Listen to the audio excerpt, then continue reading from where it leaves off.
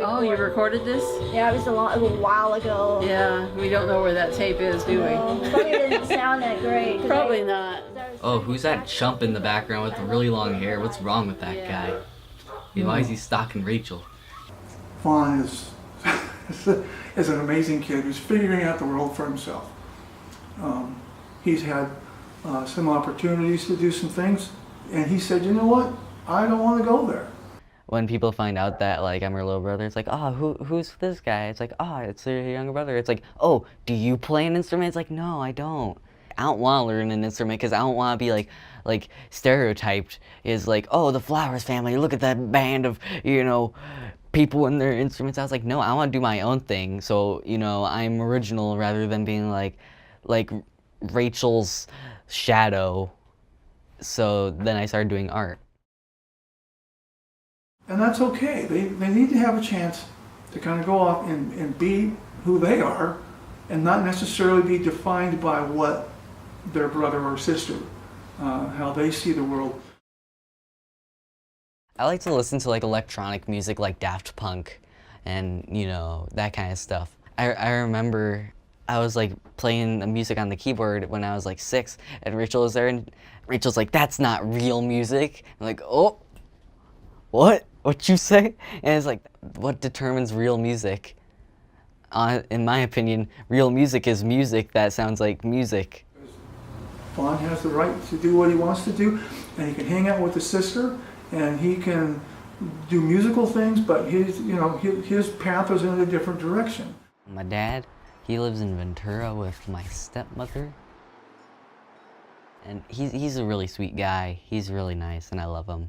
And he still is an artist, and I guess that's where I got some of that creativity, I guess, to want to draw. His eye vision it like deteriorated a lot to the point where he can't drive anymore, and so it sucks because now he has to ride the bus, which makes it even harder for me to see him.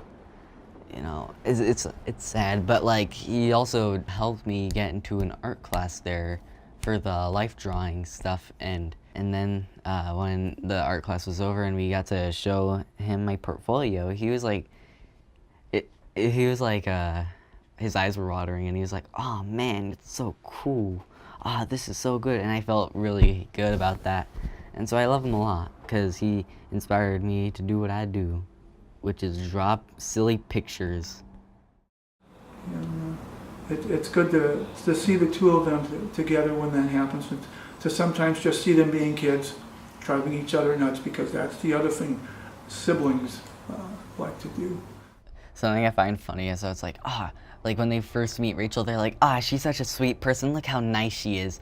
And, she's this kind person, but guess what? You don't live with her. So you don't see you don't see the good, the bad, and the ugly. I usually see the ugly most of the time. But that's because I like to push buttons. I'm a button presser. And even though the kids drive each other nuts, they recognize that there's a compassion and a passion and a love for each other that they alone share. Whenever I get home, she's like, hey, give me a hug. And I'm like, okay. And then I hug her. And then sometimes she'll be like, I haven't gotten a hug today, Vaughan. And I'm like, guess I gotta do it. And then I hug her, and it's like, and then she's like, ha ha. And it's like, aw, Rachel, you're so sweet when you don't get angry at me and threaten me of death. So, if anyone messed with her, look out, right? I beat him up. Because I'm the only one who's supposed to pick on Rachel. It's my job.